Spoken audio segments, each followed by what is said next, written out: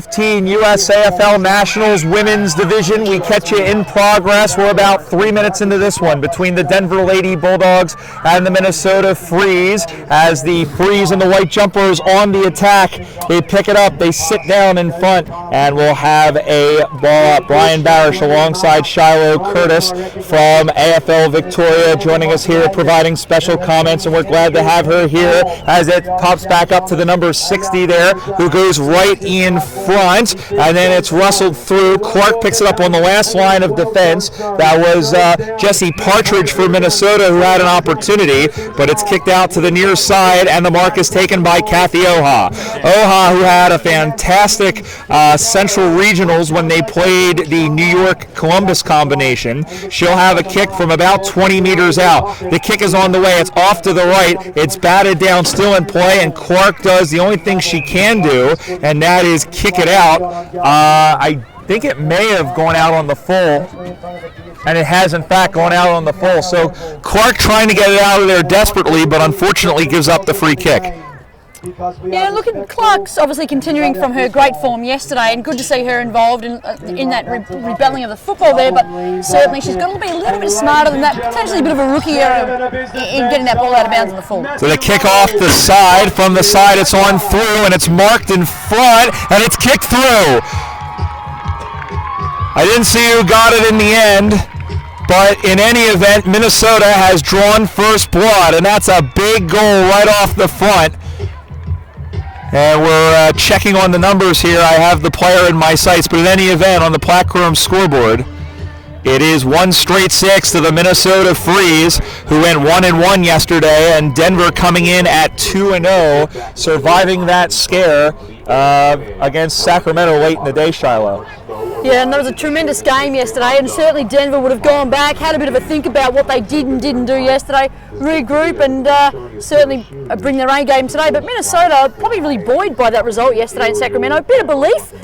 So let's see what they've got today, and certainly the start of the game is indicative of how they might be playing their football today. The funny thing is had Sacramento come away with the victory, all five teams would have been 1-1 heading into today's action. As it was, New York won a little bit earlier today, defeating Sacramento in their first game to go to 2-1. Sacramento, their 0-3 record, belying a good effort so far on the weekend.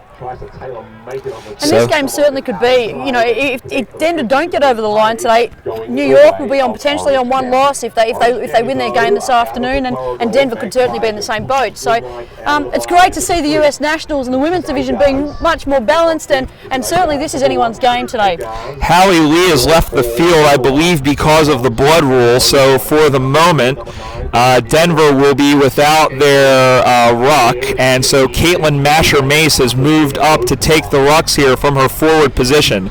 So they throw it back in the air, and it was left to Susie Oye to go after the mark. And now up on that far side, they sit down on it. In there is the number 51, which is Paige Kicker, who has played double duty for the USA Freedom and for the Liberty back in August in Fort Lauderdale against Canada. The ball's tied up. It'll go up into the air, 6-0 to Minnesota here, as Denver once again playing on the back foot, and it's been all Minnesota here to start. They kick it on through as Myers looked for Roner but couldn't get her, and now motioning it forward again. Picking it up is the number 70, and it looks like she was tackled without the ball, I think, Shiloh? That's correct. And in fact, it will be number 70, who is Rebecca Viat. And that's a great example. If you get to the footy first, you'll often get the free kick, and she certainly did that. She got the quick hands away, and the player was slow to respond that was on her tail. So smart play, and obviously Minnesota are playing in front today. So Myers on the mark. Instead, she goes in, she feigns it, she hands it off to Oha. Kathy Oha runs, but her kick is not the best. It's sprayed off to the right side and gone through for a minor score. But good to see them pushing forward the Freeze. That's their second scoring shot of the game on the Black Room scoreboard. They go to 1-1-7. Denver yet to score. Little surprising here, but one thing we've seen over their first couple of matches is that they are human, and we said this in the broadcast yesterday, Shiloh, against Sacramento, that even some of their players have acknowledged how good the rest of the league is getting. Absolutely. There was a lot of talk on social media last night about yesterday's result, and I think Denver really enjoyed the challenge, and And good teams rise to the occasion, and they're very experienced and got a lot of depth. So I have no doubt that they'll bring their A game today, and this game will be, I think, a great spectacle. Minnesota really well structured. They've done a tremendous job with their coaching staff, and they're playing very, very good football, very predictable to each other, and good structures in place. Clark gets caught. She tried to go forward, and she's going to get caught holding the ball. A great job of chasing down by the Minnesota defense. So a rare mistake, and it's Catherine Mullen who did a great job of pursuit. I don't know. Denver looks a little bit out of sorts here this morning. I'm not sure. But here is Mullen now with a chance to extend the lead. The kick is on the way. It's going to come up short. Out go the hands. Leaves back in the game. Knocks it down. Clark brings it up. She kicks it up, but right into the hands of Oha, who is there waiting. And then they're held on. That's got to be 25. And it is. So a bit of an uncharacteristic mistake as Oha is going to get the move in closer as Jen Calloway, perhaps with a rookie mistake here, not letting go after Oha took the mark. And Brian, the wind here is not as strong as it was yesterday, but there certainly is a wind advantage, and this end has been the scoring end this morning. So if they can get a couple of goals, 2 or 3 goals in this first half, this might be a bit of a challenge. It might be enough for them to then defend against Denver for the second half. Well, we'll see what happens. They do have to convert it here as Kathy Oha, who is as straight a kick as they come. So she's told to go. Oha's right foot again is off to the side, and that too has gone through for a minor score. So when you're playing a team of Denver's caliber, those misses can add up. But on the Black Chrome scoreboard, it's 1-2-8 to no score for Denver as they come out to the near side. And again, Denver marooned in their own territory. They had that early push forward, but haven't got. And again, another potential turnover as Kastanek will chase it down after the Minnesota player there, number 66, had dropped it. That was Kathy Georgiadis, who also is a member of the national team. Interesting to see Kastanek pushing forward, pushing into their defensive end so far, and she is their key forward, their number 1 target up there. So that's a bit of a win for Minnesota to have her so far down the field. It seems like, and you saw Hallie Lee back there after she came into the game on defense. It looks like they're playing out of their game a little bit, but they're going to need to go forward as Myers puts the ball onto the right foot. It goes up high in the air as Conway went for it and couldn't get it. And now here's number 50. That is Jackie Thielen, as Thielen couldn't get it through. And then they kick it onto the sideline. Over there is Partridge. And it's still over in the corner. In fact, it has gone out of bounds for a boundary throw in. 8-0 the score. Minnesota leading Denver here in the women's competition, Division 1 of the 2015 USAFL Nationals.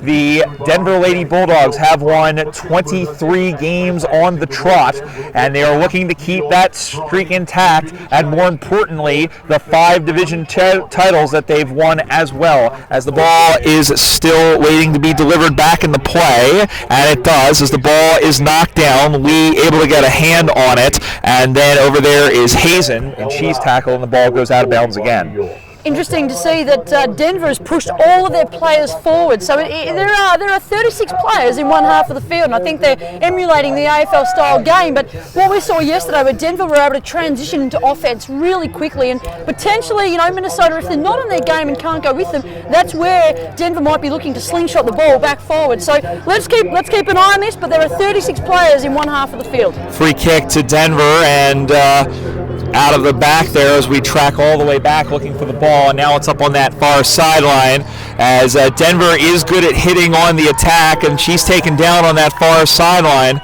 And it is, in fact, holding the ball. Minnesota playing like a team possessed here, and really, you would think they're the ones who are the favored side. So the kick is long. It's up on that far sideline, and it is marked defensively by Tawania Clark, and that is a huge mark as she throws the ball to the air. She kicks it out of the air. Not the best of kicking techniques, but it will one hop and out of bounds. Closest to the play over there was Allison Bremener for Denver. So the ball goes out of bounds. Plenty of the footy Brian, and the only thing that's letting her down at the moment is probably her disposal under pressure. She needs to learn to take a little bit more time with it and make sure she prioritises where the ball ends up. But she certainly is keeping Denver in this game right now. Well, it's funny because there's a few uncharacteristic mistakes being made by this Denver team. Thexton has blocked off the ball, and it's popped up straight up in the air. And then again, that is Thielen who's able to handle it on, and a whistle. And again, the ball goes out. So going to be a free kick. Free kick to Minnesota. They have the territorial advantage. I don't think Denver's even been in Minnesota's forward half. At least that first push was earlier in the game before we came on the air. And now the ball is up on that far sideline. It's taken, and then Clark hangs on to her. And it will be a ball up as Chris Adams will come over wearing the hat of George Mason University, my wife's alma mater. And a kick, a long kick, and it is taken. It's a short kick. And 56 picking it up is Lauren Shelton, who kicks it up on that far side. And the ball rolls out of bounds, and another boundary throw. And the ball play seems to be marooned over in front of the benches so far, Shiloh. Yeah, it's been the defensive side all carnival, hasn't it? And the ball does get stuck over there a little bit, and when you've got lots of numbers around the football like we're seeing in this game, it's very hard to get out of there. So Denver's forward movement's going to be really challenged if they can't open the game up here. Knocked down again by 66, which is Georgiadis. And then everyone hits the deck, throw a blanket over 10 players, and we'll have a ball up again. It's especially difficult. Or did they give a free kick? Yeah, it's going to actually be a free kick. Looked like push in the back, I believe. And it's a free kick to the Minnesota Freeze women's side, who lead 8-0. And it's been all them so far. As the kick comes through, it'll one hop in. The kick was low. It ricochets off of Myers. And then running on was Oha, but hang on a second. The umpire has spotted something. And in fact, it'll be a free kick to Denver coming out. It was very fortunate for Denver to get that free kick then, because Minnesota did have that loose player out there, and she did actually kick the goal. But interesting, the free kick count. It looks like it's favouring Minnesota, which generally is an indication that you're playing in front, you're putting your head over the footy more often, but potentially some uncharacteristic mistakes by Denver with the pressure of the game and pressure of the occasion, trying to go for 24 straight. I think this is a 7th title in a row that they're sort of aspiring for. So, interesting to see that the free kick count is the way it is, and it's a bit of a watch this space at the moment. Myers out to the right side, it looks like, over the top of everybody. It's patted on by Kastanek, and then Georgiadis tries to go through. Lee goes to pick it up and can't. Minnesota has it, kicks it back inboard, and the mark is taking quick handball to Oha. Oha steadies herself, gets away from her defender, and then kicks it over into the corner, but Ty Streif is back there, the rookie fullback, to clean up the mess. Only goes as far as Shelton. Shelton tries to go up on that far side. Players take a tumble. And the ball is over there, and now it is mixed up, tied up, some pushing and shoving as the Bulldogs try to wrestle it through, and they can't. It'll be a ball up. Again, 8-0 the score on the Blackcomb scoreboard. Minnesota the lead here, looking to be the giant killers. We've said, it's funny, as strong as their club growth has been on the women's side, they have yet to make it to a grand final so far under that previous format. They're looking to change that, but here is Denver now. Their first real chance for attack. Long kick going down in there is 16, which is Eckstein. She's muscled off the ball, and then the cavalry comes. Kastanek takes her player down and looking for a call, and she's going to get it. Free kick to Lindsay Kastanek. So this is a huge opportunity.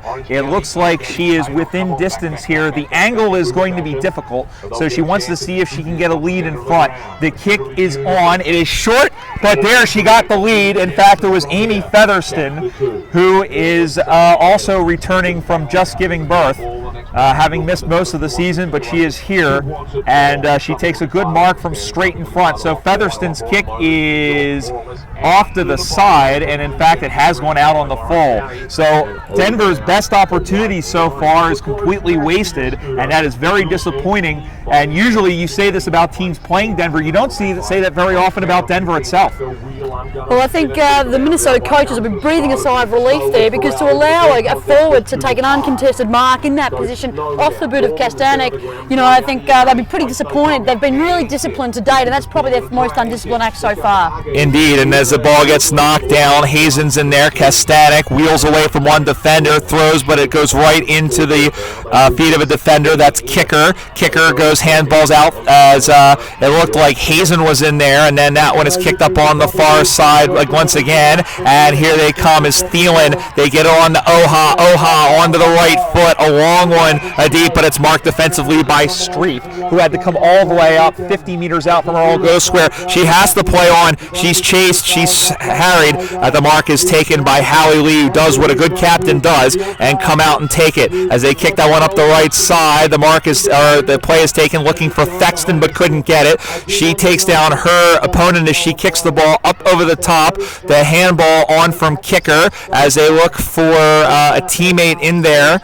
And then finally it's 15 in there for Denver, who gets it out onto that far side. The ball finds the boundary line, and that was Jessica Gray who got the kick away for Denver.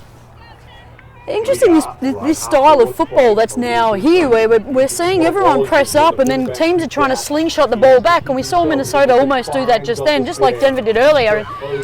Whilst it may not be good for, allowing players to win those one-on-one contests, you have to really be on your game to play that style of footy, and we're seeing this exactly now with Denver. Kastanek taps the ball to herself. She kicks it forward. Eckstein's digging after it. It's a foot race. Eckstein's going to get to it. She handballs it back out of desperation. Over to get it was number 18. It's off the side of the foot. Thexton can't get a handle on it. She tackles her opponent down after she had it.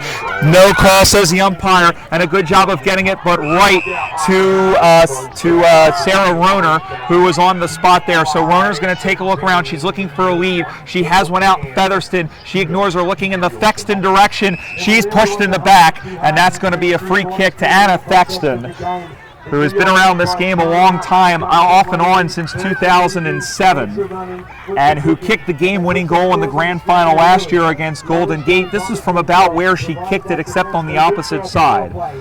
So Anna Thexton, nicknamed the Banana, steps in. The kick is on the way. It's drifting right, it stays right, and it goes right. But more importantly, they are on the board at the very least. So on the Black Chrome scoreboard, Denver goes to 1 point, only 1 point, while Minnesota is at 1-2-8. Shiloh. Anna Thexton kicked it exactly where she was leading to or moving to. Her hips were facing between the point posts, so that's the result you're always going to get. So maybe a little bit of work there with the technique under pressure. The pressure of the occasion, maybe little skill errors come into the game, and you miss crucial opportunities like that. The horn goes, and that's the first 20 minutes of action. A little bit of a surprising scoreline here in the women's field here at the USAFL Nationals as this competition roars on. Is there an upset in the making? The streak is definitely in jeopardy. The scoreline at halftime, the Denver Lady Bulldogs, 1 goal, 2 behinds, 8 points, or rather the Minnesota Freeze, 1 goal, 2 behinds, 8 points. The Denver Bulldogs, 1 point only. Shiloh, a very, very intriguing first stanza of football with Denver on the back heels, so to speak.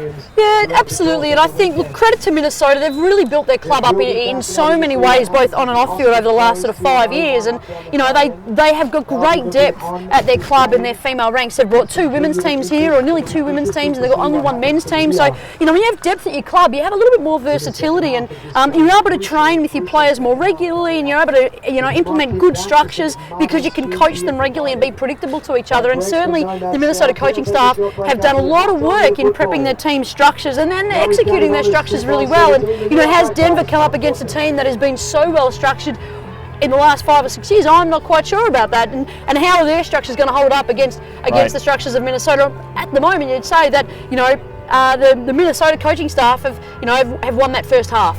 Indeed. Thoughts of Shiloh Curtis from AFL Victoria. She is the Women's Development Coordinator, the Female Football Development Coordinator there. We're going to step aside. We'll be back for the second half of this one. Don't go anywhere. You're watching the 2015 USAFL National Championships here from Austin, here on USAFL.com.